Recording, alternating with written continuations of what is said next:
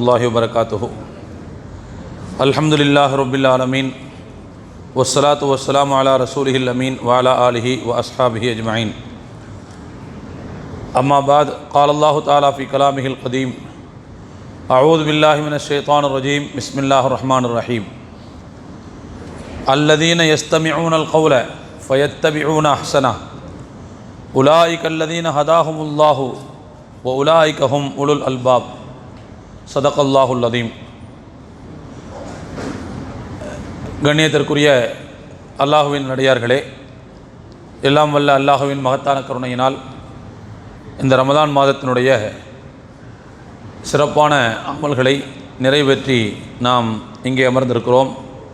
வல்ல ரஹ்மான் நம்முடைய அமல்களை ஒப்புக்கொண்டருள் புரிவானாக. சிறப்பான காலகட்டங்களெல்லாம் வரக்கூடிய இந்த தருணத்திலே வல்ல ரஹ்மான் நம்முடைய உடல் நலத்தை தொடர்ந்து சரியானதாக வைத்திருந்து நல்ல அமல்கள் அதிகமாக செய்வதற்கான ஆக்கத்தையும் ஊக்கத்தையும் தந்தருள் புரிவானாக என்று துஆ செய்தவனாக என்னுடைய உரையை தொடங்குகிறேன். கண்ணியத்திற்குரிய அல்லாஹுவின் நடிகார்களே, நான் வாசித்து காட்டிய திருவசனம் இன்றைய தராவிகளை நாம் ஓதிய பகுதியில் ஒரு வசனம். அந்த வசனம் சொல்லக்கூடிய செய்தி என்னன்னு சொன்னால், சில நல்லடியார்களுடைய தன்மைகளை அல்லாஹ் அந்த வசனத்தில் சொல்கிறான். வல்லதீன ஜிதனபு தாகூத யஅபுதுஹா வ அனாபு இலல்லாஹி. யார் தீய சக்திகளை வழிபடாமல் விலகி அல்லாஹுவின் பக்கம் மீண்டார்களோ அவர்களுக்குத்தான் நற்செய்தி இருக்கிறது. ஃபபஷிர் இபாத். நபியே, அத்தகைய நல்லடியார்களுக்கு நீங்கள் நற்செய்தி சொல்லுங்கள் என்று சொல்லிவிட்டு அந்த நல்லடியார்களுடைய தன்மையை பற்றி எல்லாம் பேசுகிறான். அந்த நல்லடியார்கள் யாரை குறிக்குது இது என்று பார்த்தோம்னா, திருக்குர்ஆனுடைய விடைவுரை அறிஞர்கள் சொல்கிறார்கள், அன்னைக்கு அரபு மக்களிடத்தில் ஓரிரை கொள்கைக்கு எதிரான நிறைய சிந்தனைகள் மலிந்து கிடந்தன. அப்படி இருந்தாலும் கூட அவங்களுக்கு இடையிலையும் சில பேர் ஓரிரை கொள்கையை தேடிக்கொண்டிருந்தார்கள். அவங்க இணை வைப்பு கலாச்சாரத்தில் கரைந்து போய்விடவில்லை. அப்படி சில பேர் இருந்தாங்க. ஜெயிது பின் அம்ருன்னு சொல்லக்கூடிய ஒருத்தர் இருந்தார். அவர் இணை வைப்பு கலாச்சாரத்திற்கு போகவே இல்லை. சொல்லப்போனால் அவர் ஓரிரை கொள்கையில் இருந்து கொண்டிருந்தார். நபி ஸல்லல்லாஹு அலைஹி வஸல்லம் அவர்கள் அப்போது நபியாக அனுப்பப்பட்டிருக்கவில்லை. அப்போதே அவர் அந்த மாதிரி ஓரிரை கொள்கையிலேயே இருந்துகிட்டு இருந்தார். அதே மாதிரி சல்மான் ஃபாரிஸி ரலியல்லாஹு அன்ஹு, அவங்கள பற்றி நம்ம கேள்விப்பட்டிருக்கோம். அவங்க சரியான கடவுள் கோட்பாட்டை தேடி ஊராக பயணம் பண்ணி நாடாக பயணம் பண்ணியிருக்கிறாங்க. ஒரு கட்டத்தில் அவங்க அடிமை சந்தையிலெல்லாம் விற்கப்பட்டதாக வரலாறில் பார்க்குறோம். அப்போ இந்த மாதிரியான ஆட்களைத்தான் இந்த வசனம் குறிக்கிறது. அவங்க தீய சக்திகளை வழிபடாமல் தங்களை தற்காத்து கொண்டார்கள். அல்லாஹ்வின் பக்கம் அவர்கள் மீண்டார்கள். அப்படிப்பட்ட நல்லடியார்களுக்குத்தான் நற்செய்தி இருக்கிறது. நபியே, நீங்கள் நற்செய்தி சொல்லுங்கள் என்று சொல்லிவிட்டு அடுத்த தொடரில் அந்த நல்லவர்களை பற்றி அல்லாஹ் ஒரு செய்தியை சொல்கிறான். அதுதான் இன்றைக்கான பாயிண்ட். என்ன செய்தி சொல்கிறான் அல்லாஹ்? அல்லதீன யஸ்தமிஊனல் கௌல. அந்த நல்லவர்கள் சொல்லப்படுகிற விஷயங்களை காது தாழ்த்தி கேட்பார்கள். ஃபயத்தபிஊன அஹ்ஸனஹு. அவற்றில் சிறந்தவற்றை பின்பற்றுவார்கள். சொல்லப்படுகின்ற விஷயத்தை காது தாழ்த்தி கேட்டு சிறந்தவற்றை பின்பற்றுவார்கள். உலாயிகல்லதீன ஹதாஹுமுல்லாஹு. அவர்களுக்குத்தான் அல்லாஹ் நல்வழி காட்டுவான். வ உலாயிகஹும் உலுல் அல்பாப். அவர்கள்தான் அறிவுடைய மக்கள் என்று அல்லாஹ் சொல்கிறார். தோழர்களே, இந்த வசனம் சொல்லக்கூடிய கருத்தைத்தான் நான் இன்றைய சிந்தனையாக உங்களுக்கு முன்வைக்கிறேன். சொல்லப்படுகிற விஷயங்களை காது தாழ்த்தி கேட்பது என்பது மிக முக்கியமான அம்சம். இன்னைக்கு அந்த பண்பு தான் மக்கள்கிட்ட ரொம்ப ரொம்ப ரொம்ப ரொம்ப கம்மியாகிட்டே வருது. நல்ல விஷயங்களுக்கு காது கொடுக்கறது ரொம்ப கம்மியாக போச்சு. சொல்லப்போனால் நல்ல விஷயங்களை காது கொடுத்து கேட்கறதுக்கு நேரம் ஒதுக்கிறதே இல்லை. அப்படியான ஒரு சூழ்நிலையை நாம் பார்க்கிறோம். ஒரு விஷயத்தை நாம் புரிந்து கொள்ள வேண்டும். சில நேரங்களில் சில வார்த்தைகள் நம்முடைய வாழ்க்கையை மாற்றுவதற்கான வல்லமை மிக்கவை. வார்த்தைகள் வாழ்க்கையை மாற்றுவதற்கான வல்லமை மிக்கவை. நம்முடைய வாழ்க்கையின் திருப்பு முனையை அல்லாஹ் எந்த வார்த்தையில் வச்சிருப்பான்னு சொல்ல முடியாது. டேர்னிங் பாயிண்ட் இருக்கும் கண்டிப்பாக. நாம் சொல்லப்படுற விஷயங்களுக்கு காது கொடுக்காதவர்களாக இருந்தால் கண்டிப்பாக நம்முடைய வாழ்க்கையை மாற்றுகிற அந்த வார்த்தையை மிஸ் பண்ணிடுவோம். வரலாறுகளில் இதற்கு எக்கச்சக்கமான உதாரணங்களை நம்மால் சொல்ல முடியும். அல்லாஹ் ரசூலுடைய செய்திகள் பேசப்படக்கூடிய இடத்துல மிகுந்த அவதானிப்போடு நாம் இருக்க வேண்டும், மிகுந்த எதிர்பார்ப்போடு இருக்க வேண்டும். ஏனோ தானோ என்று இருக்கக்கூடாது. மார்க்கம் சொல்கிறது. ஜும்மாவுடைய அந்த ஜும்மாவுக்கு வருவதை பற்றி ஒரு ஹதீஸில் ரசூல்லா சொல்லுவாங்க. ஜும்மாவுக்கு எப்படி வரணும் அப்படின்னு சொல்லும்போது ரசூல்லா சொல்லுவாங்க, மனிகு தசல வகஸ்ஸல வபக்கர வபுத்தக்கர, யார் நன்கு தலைக்கு குளித்து தலையை கழுவி நன்கு குளித்து காலகாலத்தில் பள்ளிவாசலுக்கு வந்து இமாமுக்கு மிக நெருக்கமாக வந்து உட்கார்ந்து சொல்லப்படுகிற விஷயத்தை காது தாழ்த்தி கேட்டு வாய்பொத்தி இருக்கிறாரோ அப்படிப்பட்ட மனிதருக்கு அவர் எடுத்து வைத்து வந்த ஒவ்வொரு எட்டுக்கும் ரசூல்லா சொன்னாங்க, ஒரு ஆண்டு பகலெல்லாம் நோன்பு வைத்து இரவெல்லாம் நின்று வணங்கி நன்மை கிடைக்கும்னாங்க. ஒரு ஜும்மாவுக்கு ஒழுங்காக வந்தா. இந்த இடத்துல இவ்வளோ பெரிய நன்மை ஏன் கொடுக்குறாங்க அப்படின்னா, அந்த ஜும்மாவுடைய உரையை செவிமடுப்பது தான் அங்கே அடிப்படையான நோக்கம். அதுக்கு காது கொடுக்கறது தான் மிக முக்கியமான. அதனால தான் ரசூலுல்லாஹ் என்ன செய்கிறாங்கன்னா, இமாமுக்கு பக்கத்தில் வந்து அப்படிங்கிறாங்க, நெருக்கமாக வந்து உட்காந்துங்கிறாங்க, சீக்கிரமாக வந்து உட்காந்து அப்படிங்கிறாங்க.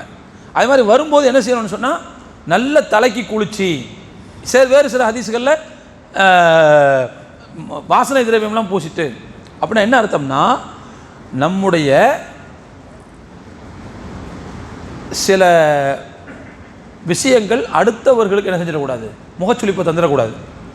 ஏன்னா முகச்சுளிப்பை தந்துருச்சுன்னா அவங்க ஜும்மாவுடைய உரையை கேட்கறதுல என்ன செஞ்சிடும், பிரச்சனை வந்துடும், ஒழுங்காக அவங்க கேட்காம போயிடுவாங்க.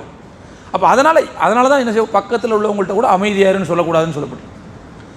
அப்போ அல்லாஹ் ரசூலுடைய பேச்சு பேசப்படுகின்ற இடங்களில் நாம் எவ்வளவு அவதானிப்போடு இருக்க வேண்டும் அப்படிங்கிறத இந்த ஜும்மா சம்பந்தமான இந்த ஹதீஸில் பெருமானார் ஸல்லல்லாஹு அலைஹி வஸல்லம் அவர்கள் நமக்கு குறிப்பிட்டு காட்டுகிறார். தோழர்களே, இன்றைக்கி ஒரு கலாச்சாரம் ஒன்று மக்கள்கிட்ட போய்கிட்டு இருக்குது. என்ன அப்படின்னா, சிரிக்க சிரிக்க பேசக்கூடியவர்களுடைய பேச்சுக்கு உட்கார்றது, அப்படி இல்லைன்னா உட்கார்றதில்லை. அல்லாஹ் சில பேருக்கு சில திறமைகளை கொடுத்துருப்பான். சிரிக்க சிரிக்க பேசினால்தான் செய்தி போய் சேரும், இல்லைனா இல்லைன்னு யார் சொன்னா? ஒரு காலம் இஸ்லாம் எப்படி வந்து சேர்ந்துச்சு நமக்கெல்லாம் கொஞ்சம் யோசிச்சு பாருங்க. இப்படிலாம் பயம் நடந்துச்சா அன்னைக்கு முன்னாடி? எனக்கு தெரியும், நல்ல ஞாபகம் இருக்குது. எங்கள் ஊர்லலாம் என்ன செய்வாங்கன்னு சொன்னால், தெருவில் ஒரு இடத்துல ஒரு வீட்டில் ஒருத்தர் உட்காந்துக்குவார், அவர் பேசுவார். அந்த பக்கத்தில் இருக்க எல்லாரும் அவங்கவுங்க வீட்டு திண்ணையில் உட்காந்துருப்பாங்க. அந்த இடத்துல அவர் இருக்கிற வரைக்கும் அந்த ஏரியாவில் உள்ளவங்க அவருக்கு சாப்பாடு கொடுத்துக்குவாங்க. காசு எதுவுமே எதிர்பார்க்க மாட்டார். அவர் கொடுத்தா வாங்கிக்கிடுவார், சாப்பாடு கொடுத்தா வாங்கிக்கிடுவார், சாப்பிட்டுக்குவார். இப்படி தான் இஸ்லாம் என்ன செஞ்சு பரவுச்சு. அவங்க பேசுகிற பேச்சுகளில் பெரிய அளவு கவர்ச்சி இருக்காது. மார்க்கத்தை சொல்லுவாங்க, அல்லாஹ் ரசூலை சொல்லுவாங்க. ஆனால் கேட்பவர்கள் அல்லாஹ் ரசூலுங்கிற அந்த சிரத்தையோடு கேட்பார்கள்.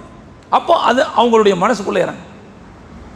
நான் எதுக்கு இந்த செய்தியை சொல்ல வரேன்னா, யார் சொல்லப்படுகிற விஷயங்களுக்கு காது கொடுத்து காது தாழ்த்தி கேட்டு சிறந்தவற்றை பின்பற்றுகிறார்களோ அப்படிங்கிற இந்த வார்த்தை நமக்கு ரொம்ப முக்கியமான ஒன்று. தோழர்களே, இன்னைக்கு உரைகள் பதிவு செய்யப்பட்ட காணொலிகள் இருக்கு பாருங்க, அதை கூட பார்க்கறதுக்கு நம்ம ஆளுக்கு டைம் கொடுக்கறதில்லை. நம்மள்கிட்டயே சொல்கிறாங்க, அதற்கு 30 நிமிஷம்லாம் வீடியோ போடாதீங்க, யாரும் பார்க்க மாட்டாங்க, 2 நிமிஷம் போடுங்கிறாங்க. 2 நிமிஷத்தில் தாலி அதுதான் சொல்ல முடியும், என்ன இளவ சொல்ல முடியும் 2 நிமிஷத்தில்? ஒரு விஷயத்தை சொல்கிறதா இருந்தால் குறைஞ்சபட்சம் ஒரு 20 நிமிஷம் தேவைப்படாதா? இந்த தானே சொல்ல முடியும். 2 நிமிஷத்தில் என்ன சொல்ல முடியும்? சரி, அந்த 2 நிமிஷம் நான் சொல்ல 2 நிமிஷத்தில் கேட்டு போய் என்ன செஞ்சிட போகிறீங்க? என்ன செஞ்சிட போகிறோம் நம்ம? ஆனால் இன்றைக்கி என்ன செஞ்சு அப்படி ஆகிப்போச்சு நிலவரம். தொலைக்காட்சியாக இருந்தால் கூட கையில் ரிமோட்டுன்னு வச்சுக்கிட்டு ஒரே டீமில் ஒரு 10 நிமிஷம் ஒருத்தன் உட்கார மாட்டேங்கிறான், அதையும் மாற்றி விட்டுக்கிட்டே உட்காந்துருக்காங்க. நம்ம வந்து துரிதம், அந்த ஃபாஸ்ட் அப்படிங்கிறது வந்து நம்மளை வந்து அடித்து நகர்த்திக்கிட்டே இருக்குது. மற்ற விஷயங்களில் நாம் இதை ஃபாலோ பண்ணுறோமோ இல்லையோ, மார்க்க விவகாரங்கள் தயவு செய்து அந்த மாதிரியான துரிதத்தோடு நாம் என்ன செய்யக்கூடாது, அணுகக்கூடாது. இதில் ரொம்ப முக்கியமாக இருக்குது, நம்ம கவனத்தில் எடுத்துக்கணும். நம்மளை நிறைய பேருக்கு இப்படியான ஒரு பழக்கம் கூட இருக்குது. ஜும்மாவுக்குனாலே லேட்டாக தான் வர்றது, கேட்குறதுக்கு டைம் ஒதுக்குறதே இல்லை. சில பேர் இருக்கிறாங்க, கரெக்டாக மெம்பர்லேருந்து இமாம் கீழே இறங்கும் போது தான் வர்றது உள்ள, சலாம் கொடுத்து முடிச்சோன்னா ஓடிடுறது. போகும்போது பார்த்தீங்கன்னு சொன்னால் வலது கால் செருப்பு இடது காலில், இடது கால் செருப்பு வலது கால் மாட்டி போயிடுவாங்க. அந்த மாதிரியான ஆட்கள்லாம் இருக்கிறாங்க. போகிற அவசரத்தில் அது கூட தெரியாது. நம்ம ஜும்மா எத்தனை மணிக்குன்னு கேட்கும்போது உரை எத்தனை மணிக்குன்னு கேட்கறது இல்லை, பயான் எத்தனை மணிக்குன்னு கேட்கறது இல்லை, தொழுகை எத்தனை மணிக்குன்னு தான் கேட்குறாங்க. அப்போ கரெக்டாக அதுக்கு வர்றது. ஆனால் ஒரு விஷயத்தை புரிந்து கொள்ள வேண்டும், ஒரு வருஷத்துக்கு கிட்டத்தட்ட 50 சொச்சம் வாரங்கள் சரியாக அந்த அரை மணி நேரத்தை நாம் பயன்படுத்தினால், தொடர்ச்சியாக நாம் அந்த அரை மணி நேரத்தை கொடுத்தால், அதில் கிடைக்கக்கூடிய விஷயங்களை நாம் சேகரித்தால், அந்த வருஷத்தினுடைய கடைசியில் பார்த்தீங்கன்னா அது ஒரு பெரிய நாலேஜாக நமக்கு வந்து நிற்கும், பெரிய நாலேஜாக வந்து நிற்கும். ஆனால் அந்த மாதிரியான கண்ணோட்டத்தில் இன்னைக்கு யாருமே அதை அணுகுவதில்லை என்பதை நாம் இங்கே புரிந்து கொள்ள கடமைப்பட்டிருக்கிறோம். நான் ஆரம்பத்தில் சொன்ன மாதிரி சில நேரங்களில் சில வார்த்தைகளில் அல்லாஹ் நம்முடைய வாழ்க்கையினுடைய முன்னேற்றத்தை வைத்திருப்பான். உமர் ரலியல்லாஹு அன்ஹு அவர்கள் இஸ்லாத்துக்கு எப்படி வந்தாங்கங்கிறது தெரியுமா? பெருமானார் ஸல்லல்லாஹு அலைஹி வஸல்லம் தாக்க போனவர் தானே அவர். நடுவில் வழியில் அவருடைய நண்பர் எங்கே போய்கிட்டீங்கன்னு கேட்குறார். நான் முகமது தாக்க போகிறேன். அப்படியா, என்ன விஷயம்? இல்லை, அவர் ரொம்ப பிரச்சனை பண்ணிக்கிட்டு இருக்கிறாரு. அது உன் வீட்டுக்கே வந்துருச்சப்பா அப்படிங்கிறாரு.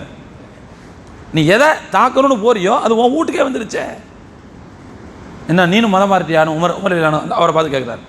நான் மதம் மாறுறது இருக்கட்டும், உங்கள் வீட்லேயே அந்த இஸ்லாம் வந்துருச்சு அப்படிங்கிறார். என்ன சொல்கிற அப்படிங்கிறார். ஆமாம், உன்னுடைய சகோதரி அதே மாதிரி உங்களுடைய சகோதரியை திருமணம் முடித்த உங்களுடைய மச்சான் 2 பேரும் இஸ்லாத்துக்கு வந்துட்டாங்கன்னு சொன்னோன்னே ரசூல்லா வீட்டுக்கு போனவர் நேராக என்ன செய்கிறாரு, தன்னுடைய தங்கச்சியுடைய வீட்டுக்கு வர்றாரு. வந்து வெளியில் நின்று பார்க்குறாரு, உள்ளுக்குள்ளே ஏதோ குசு குசுன்னு சத்தம் கேட்குது. இப்போ ஏதோ என்ன செய்கிறாங்க, உள்ளே ஓதிக்கிட்டு இருக்கிறாங்க.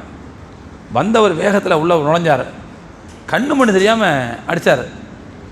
தங்கச்சி புருஷன் கூட பார்க்கல, அடி போட்டு ரத்தம் கலரி ஆகிப்போச்சு. சகோதரிக்கு வேற தாக்கி அந்த அம்மாவுக்கு வேறு என்ன செய்யுது, முகத்துலேருந்து தண்ணி ஊற்று. ஆனால் அந்த அம்மா வேகத்தை, உமருடைய தங்கச்சி தானே, அப்போ உமர் ரலியல்லாஹு அன்ஹு அவங்களுக்கு இருக்கிற வேகத்தில் கொஞ்சமாச்சும் அந்த அம்மாட்ட இருக்க தானே செய்யும். தலையை பிடிச்சிருச்சு அந்த அம்மா உமர்கிட்ட. உன்னுடைய மூக்கு மண்ணை கவ்வினாலும் நான் இஸ்லாத்தை விட்டு வெளியே வரமாட்டேன், இதில் தான் இருப்பேன் அப்படின்னு சொன்ன உடனே அந்த வார்த்தை உமருடைய மனசுக்குள்ள ஒரு பெரிய பாதிப்பை ஏற்படுத்துச்சு.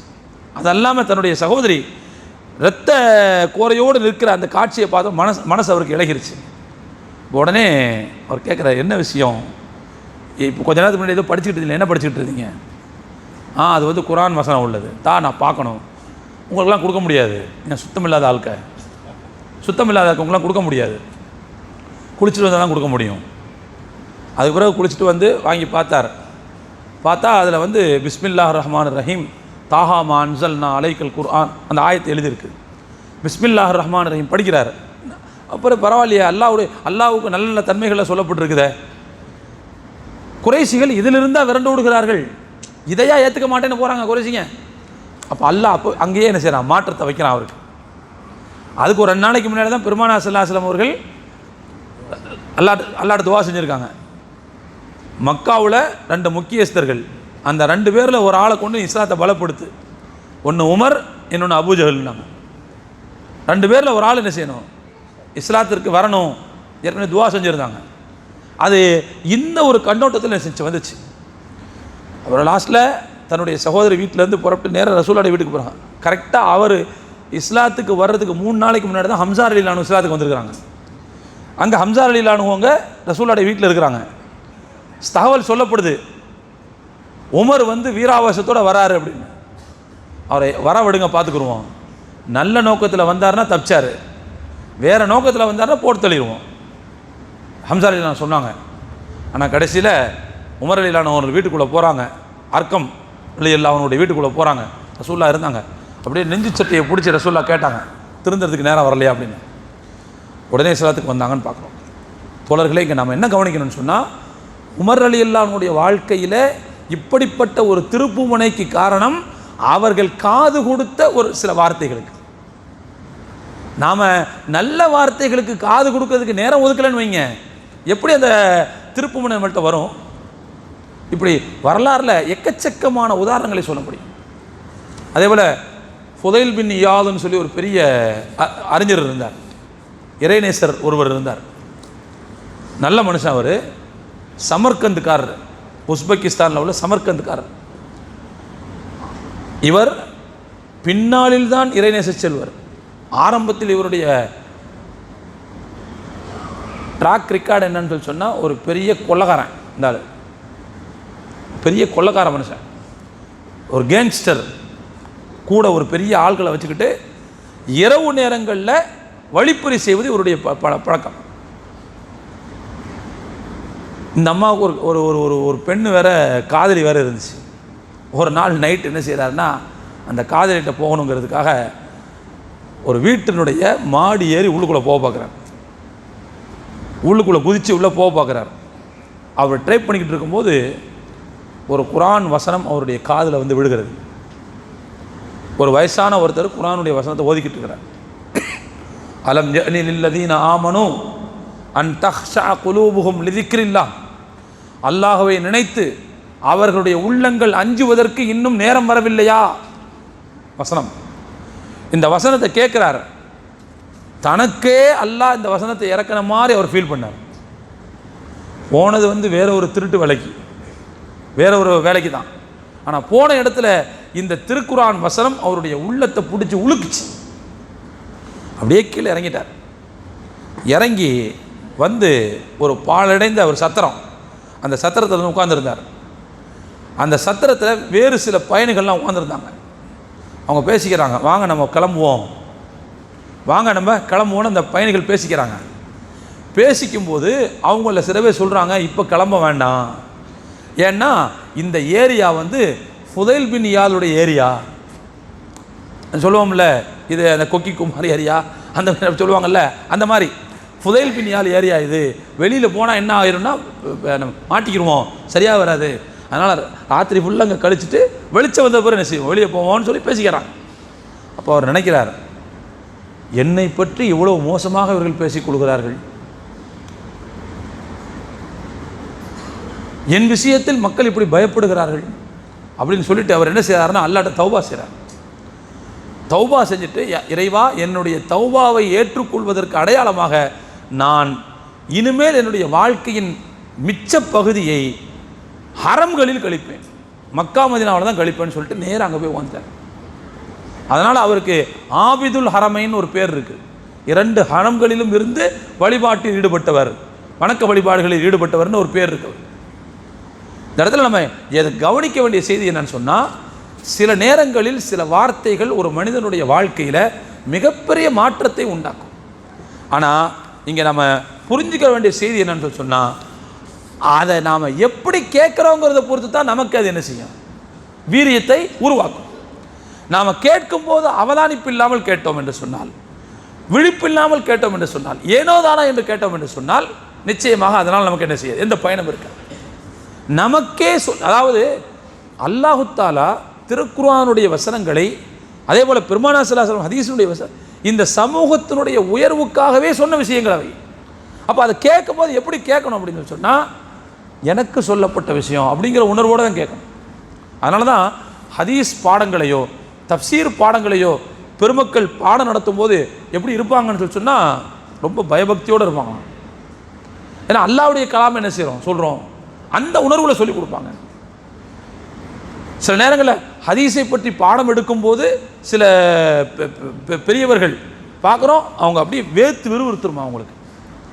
ஏன்னா அந்த மரியாதையோடு சிரத்தையோடு இருந்து செய்வாங்க, பாடம் நடத்துவாங்க. அப்போ அந்த வார்த்தைக்கான வெயிட்டேஜை நம்ம கொடுத்தா தான், மரியாதையை கொடுத்தா தான் அது நமக்குள்ளே என்ன செய்யும், வேலை செய்யும். புரிஞ்சுங்களா? இன்றைக்கி நம்ம உலகத்தில் பார்க்குறோம், ரொம்ப சாதாரணமான ஒரு விஷயத்தை ஒரு முக்கியமான ஆள் ஒருத்தர் சொல்லிட்டாருங்கிறதுனால அந்த வார்த்தைக்கு மரியாதை வந்துடும் தெரியுமா? எல்லா புகழும் இறைவனுக்குங்கிறது ஒரு நல்ல வார்த்தை, அல்ஹம்துலில்லாஹ், எல்லா புகழும் இறைவனுக்கு. ஆனால் எங்கேயோ ஒரு இடத்துல வச்சு ஏஆர் ரஹ்மான் சொல்லிட்டாருங்கிறதுக்கான இந்த வார்த்தைக்கு எவ்வளோ பெரிய வெயிட்டேஜ் வச்சு பாருங்கள். ஆனால் நாம் மூச்சுக்கு 300 தடவை அல்ஹம்துலில்லாஹ் சொல்லிட்டு தான் உட்காந்துருக்கோம். புரிஞ்சுங்களா? அது சொல்லக்கூடிய ஆள் சொல்லக்கூடிய இடத்தில் சொல்லும்போது அதற்கான மரியாதை கூடுது. புரிஞ்சுங்களா? அப்போ அது எடுத்துக்கொள்ளப்படக்கூடிய விதம் தான் அதுக்கான மரியாதை என்ன செய்து கொடுக்குது. அப்போ நான் என்ன சொல்ல வரேன்னா, அல்லாஹ் ரசூலுடைய வார்த்தைகள் சொல்லப்படக்கூடிய இடங்களில் வந்து நாம் இருக்கும்போது நமக்கே சொல்லப்பட்டது இது அப்படிங்கிற எண்ணத்தோடு நாம் அதை என்ன செய்ய வேண்டும், ஏற்றுக்கொள்ள வேண்டும். எந்த ஒரு மாற்றமும் தோழர்களே நம்மிலிருந்து உருவாகாத வரை அது நமக்கு பயன் தரவே தராது. இன்னல்லாஹ லா யுகையிரு மா பி கௌமின் ஹத்தா யுகையிரு மா பி அன்ஃபுஸிஹிம். அல்லாஹ் தெளிவாக சொல்கிறான், மனிதர்கள் தங்களை மாற்றிக்கொள்ளாதவரை அல்லாஹ் மாற்ற மாட்டான். அப்படின்னா என்ன அர்த்தம்? மனிதர்கள் ரெண்டு அர்த்தம் இருக்குது. மனிதர்கள் அல்லாஹ்வுக்கு நன்றி செலுத்தி கொண்டு இருக்கக்கூடிய அந்த சூழ்நிலையில் திடீர்னு அந்த தன்மையை மாற்றி அல்லாஹ்வுக்கு நன்றி கொன்றவர்களாக மனிதர்கள் மாறும்போது அல்லாஹ் என்ன செஞ்சாரன்னா இறுக்கி பிடிக்க ஆரம்பிச்சிடறான். மனிதர்கள் மாறினால் அல்லாஹ்வும் மாறிவிடுகிறான். இப்படி ஒரு அர்த்தம் சொல்கிறாங்க அந்த ஆயத்துக்கு. இன்னொரு அர்த்தம் என்னன்னு சொன்னால், அல்லாஹ் ஒரு மனுஷனை எப்போ மாற்றுவான்னா அவன் மாறுறதுக்கு தயாராக இருக்கணும். மாறுறதுக்கு தயாராக இல்லாமல் இருக்கிற வரைக்கும் நிச்சயமாக அல்லாஹ் அவரை மாற்ற மாட்டான். அப்போ எனவே நாம் ஒரு விஷயத்தை கேட்கும்போது, காது கொடுக்கும்போது, இது எனக்கானது, என்னுடைய வாழ்க்கையின் உயர்வுக்காக சொல்லப்படக்கூடியது, அல்லாஹ் ரசூலும் என் மேலே அதிகமான அன்பு உள்ளவங்க, அதை வந்து இந்த இமாமும் என்ன செய்கிறாருன்னு சொன்னால் ஒரு கருவியாக இருந்து சொல்கிறாரு அப்படிங்கிற கண்ணோட்டத்தோடு என்ன செய்ய பார்க்க. அப்படி வரும்போது தான் இந்த வார்த்தை நம்முடைய வாழ்க்கையில் ஒரு மாற்றத்தை கண்டிப்பாக ஏற்படுத்தும் அப்படிங்கிறத நம்ம புரிந்து கொள்ள வேண்டும். ரெண்டாவது இன்னொரு முக்கியமான விஷயம் என்னன்னு சொன்னால், வெறுமனை கேட்பதாலோ வெறுமனை படிப்பதாலோ பெரிய பயன் வந்து விடுவாது. இப்போ நான் சொல்கிறேன், நீங்கள் கேட்குறீங்க, கேட்கறதுக்கு நேரம் கொடுக்கறதுங்கிறது ஒரு நல்ல விஷயம் தான். ஆனால் வெறுமனே கேட்பதால் மட்டுமே பயன் கிடைத்து விடும்னா வராது. நாம் எதை கேட்கிறோமோ அதை குறைந்தபட்சம் என்ன செய்ய வேண்டும், செயல்படுத்தி பார்க்க வேண்டும். செயல்படுத்தி பார்க்கும்போது தான் அது பயனுள்ளதாக மாறும். செயல்பாட்டுக்கு வராத எந்த ஒரு நாலேஜும் பயனற்ற நாலேஜ், அது பயனில்லாத நாலேஜ். சொல்லப்போனால் அப்படிப்பட்ட நாலேஜ் வேணாம்னு ரசூலா சொன்னாங்க. அல்லாஹும்ம இன்னி அஊது பிக்க மின் இல்மின் லா யன்ஃபஉ ரசூலா சொன்னாங்க. பயனில்லாத கல்வியை விட்டும் இறைவா உன்னிடத்தில் நான் பாதுகாப்பு கேட்கிறேன் வேணான்னாங்க. பயனில்லாத கல்வினா என்ன அர்த்தம்? ஒரு விஷயத்தை தெரிஞ்சுக்கிட்டு அதை செயல்படுத்தாமல் இருக்கிறது. அப்போது ஒரு விஷயத்தை வந்து நம்ம தெரிஞ்சுக்கிட்டோம்னா, தெரிந்து கொண்ட விஷயங்களை நாம் செயல்படுத்தும் போது தான் அந்த நாலேஜ் நமக்கு பயன் தரும் என்பதை நாம் இங்கே புரிந்து கொள்ள கடமைப்பட்டிருக்கிறோம். திரும்ப திரும்ப கேட்பது, அதை அப்படியே விட்டு விடுவது எந்த விதமான பயனையும் தராது. மாறாக கேட்டதை புரிந்து கொண்டு செயல்படுத்தினால் மட்டும்தான் நிச்சயமாக நம்முடைய வளர்ச்சிக்கு அது உதவும் என்பதை புரிந்து கொள்ள வேண்டும். அதில் அலி ரலியல்லாஹு தஆலா அவர்கள் ஒரு அழகான உதாரணம் சொன்னாங்க. ஒருத்தர் விவரங்கள் தெரிஞ்சுக்கிறார், நாலேஜை தெரிஞ்சுக்கிறார். நாலேஜ் அவருக்கு இல்லை, ஆனால் செயல்படக்கூடியவராக இருக்கிறார். அதாவது இல்மு இல்லை, அவர்கிட்ட அமல் இருக்குது. இல்மு இல்லை, அமல் இருக்குது. இல்மு இல்லைன்னு அர்த்தம், நாலேஜ் இல்லை அவர்கிட்ட, ஆனால் அவர் நல்ல அமல்கள் செய்கிறார். இவர் யாரை மாதிரின்னு சொன்னால், இவருக்கு கால் இருக்குது ஆனால் செருப்பு இல்லை. இவருக்கு யாருன்னா, இவருக்கு கால் இருக்குது செருப்பு இல்லை, கால் மட்டும் இருந்து செருப்பு இல்லாதவரை போன்றவர். இல்மு இல்லை ஆனால் செயல்படுறார். ஆனால் ஒருத்தர் இல்மு இருக்குது, அதாவது நாலேஜ் இருக்குது, தெரிஞ்சுக்கிறாரு, ஆனால் அதன்படி செயல்படுவதில்லை. இவருக்கு உதாரணம் என்னன்னு சொன்னால் சொல்கிறாங்க, காலே இல்லை, வெறும் செருப்பு மட்டும் இருக்குது. காலே இல்லாமல் செருப்பு இருந்து என்ன பிரயோஜனம்? பயன் இருக்கா ஏதாவது? அப்போ எனவே ஒரு விஷயத்தை நாம் தெரிந்து கொள்வது என்பது மிக முக்கியமல்ல. தெரிந்த விஷயத்தை செயல்படுத்துகிற இடத்துக்கு போகும்போது தான் அந்த இல்மு நமக்கு என்ன செய்யும், பயன் தரும். நான் எதுக்கு இந்த செய்தியை சொல்ல வரேன்னா, அவர்கள் நல்ல விஷயங்களுக்கு காது கொடுப்பார்கள், காது கொடுத்துட்டு போயிட மாட்டாங்க. ஃபயத்தபிஊன அஹ்ஸனஹு, அவற்றில் சிறந்தவற்றை பின்பற்றுவார்கள். பின்பற்றுறதுன்னா என்ன அர்த்தம்? செயல்படுத்துறதுன்னு அர்த்தம். அப்போ செயல்படுத்தினால் மட்டும்தான் அந்த இல்மு நமக்கு என்ன செய்யும்? பயன் தரும். இப்போ தோழர்களே, அந்த வகையில் நாம் அல்லாஹ்வுடைய ரசூலுடைய வார்த்தைகளுக்கு முக்கியத்துவம் கொடுக்கறதாக இருந்தால் அதை காது தாழ்த்தி கேட்க வேண்டும். நமக்கென்றே சொல்லப்பட்டதாக நாம் நினைக்க வேண்டும். நம்ம புரிஞ்சுக்கலாம். வெறும் சொல்லப்படுற விஷயங்களை மட்டுமல்ல, நாம் படிக்கிறத கூட, நாமளே புஸ்தகத்தை எடுத்து படிக்கிறோம், ஹதீஸ் நூல் எடுத்து படிக்கிறோம், தப்சீர் எடுத்து படிக்கிறோம். அப்போது என்ன செய்யணும்னு உண்மையிலே சொல்கிறேன், அல்லாஹ் என்கிட்ட பேசுகிறாங்கிற உணர்வோடு நீங்கள் குரானை ஓதி பாருங்கள். அல்லாஹ் என்கிட்ட பேசுகிறாங்கிற உணர்வோடு நீங்கள் தர்ஜுமா எடுத்து படித்து பாருங்கள். நிறைய நாலேஜ் அல்லாஹ் தஆலா தருவான், நிறைய தருவான். ஏன்னா கிட்டத்தட்ட இந்த ஃபீல்டில் 25 வருஷமாக நாங்கள் இயங்கிக்கிட்டு இருக்கிறோம். மொழிபெயர்ப்பு துறையில் 25 வருஷமாக இயங்கிக்கிட்டு இருக்கிறோம். நாங்கள் நிறைய விஷயங்களை அனுபவித்து நாங்கள் அறிகிறோம். சில சில சில செய்திகளை படிக்கும்போது, சில விஷயங்களை தெரிஞ்சுக்கிற போது உண்மையிலே மிகப்பெரிய மகிழ்ச்சி ஏற்படுகிறது. நாங்கள் இருந்து வேலை செய்கிறதுங்கிறது ஒரு 4 சுவத்துக்குள்ளே இருக்கலாம், ஆனால் அதை தரக்கூடிய பரவசம் என்பது வேறு. நான் அல்லாஹ் ரசூலுடைய வார்த்தை என்ன செய்யணும், மொழிபெயர்க்கிறோம் அப்படிங்கிற அது நேரடியாக அல்லாஹ் ரசூல் நம்மள்கிட்ட பேசுகிற மாதிரியே இருக்குது. அந்த உணர்வோடு நீங்கள் தயவுசெய்து வாசித்து பாருங்கள், அந்த உணர்வோடு நீங்கள் கேட்டு பாருங்கள். கண்டிப்பாக அது நம்மிடத்தில் மாற்றத்தை ஏற்படுத்தும். அதற்கு உமர் ரலியல்லாஹு தஆலா அன்ஹு அவர்கள் ஒரு தடவை மக்ரிப் தொழுகையில் வேற ஒருத்தர் தான் ஓதிக்கிட்டு இருந்தார். அந்த ஆயத்தை கேட்டாங்க. கேட்டால் அதுக்கு பிறகு என்னுடைய நினைவு சரியாக இருந்தால் ஒரு 40 நாளோ 60 நாளோ படுத்த படுக்க ஆகிட்டாங்க, எழுச்சியே வரலையாம். அந்த சூறாவை கேட்ட உடனே என்னென்னா, அந்த சூறாவில் வந்து அல்லாஹ் மறுமையை பற்றி அப்படி உடச்சி பேசுகிறான், நங்குன்னு பேசுகிறான் அல்லாஹ் மறுமையை பற்றி. அது ஒவ்வொன்றும் எப்படி இருக்குதுன்னு சொன்னால் நெஞ்ச புழக்கிற மாதிரி இருக்குது. உமரில் சொன்னாங்க, அந்த விஷயங்கள் என்னுடைய நெஞ்ச புழக்கிற மாதிரி இருந்துச்சு, நான் அப்படித்தான் அதை எதிர்கொண்டேன், அதனால் எனக்கு உடம்பு முடியாமல் போச்சு. கிட்டத்தட்ட 40 நாளாக என்னவோ சொல்லுவாங்க கணக்கு. அவங்க எழுந்திருக்கவே இல்லையா, உடம்பு முடியாமல் போயிட்டாங்க. அப்போ நான் என்ன சொல்கிறேன்னா, இதே வசனங்களை அதே உமர் ரலியல்லாஹு இதுக்கு முன்னாடியும் பல தடவை கேட்டிருப்பாங்க. ஆனால் அதை கேட்கும்போது இருக்கிற உணர்வு, அந்த உணர்வு என்னது சில நேரங்களில் என்ன செய்யுதுன்னு சொன்னால் தாக்கத்தையும் பாதிப்பையும் உண்டாக்கக்கூடிய அளவுக்கு போயிடுது. அந்த வல்லமை அல்லாஹ்வுடைய சொல்லுக்கு இருக்கிறது, அந்த வல்லமை வஹீனுடைய சொல்லுக்கு இருக்கிறது, அந்த வல்லமை நபியினுடைய சொல்லுக்கு இருக்கிறது. அந்த வல்லமை இருக்கிறதுங்கிற உணர்வோடு நம்ம என்ன செய்யணும், அதை கேட்கணும், அதை படிக்கணும். அப்போ அந்த வார்த்தை நிச்சயமாக நம்முடைய வாழ்க்கையை மாற்றும் என்பதில் எந்த விதமான சந்தேகம் இல்லை.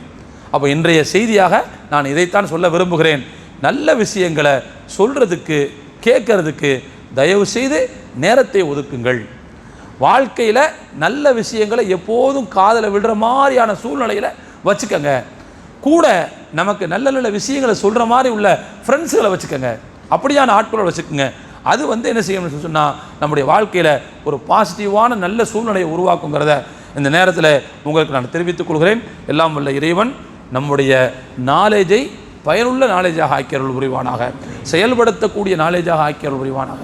வெறுமனே கற்றதோடு மட்டும் இல்லாமல் கற்றதை செயல்படுத்தக்கூடிய மனப்பாங்குள்ளவர்களாக வல்ல ரஹ்மான் நம் அனைவரையும் ஆக்கியருள் புரிவானாக. வாஹிரு தஅவானா அல்ஹம்துலில்லாஹி ரப்பில் ஆலமீன். அஸ்ஸலாமு அலைக்கும் வரஹ்மத்துல்லாஹி வபரகாத்துஹு.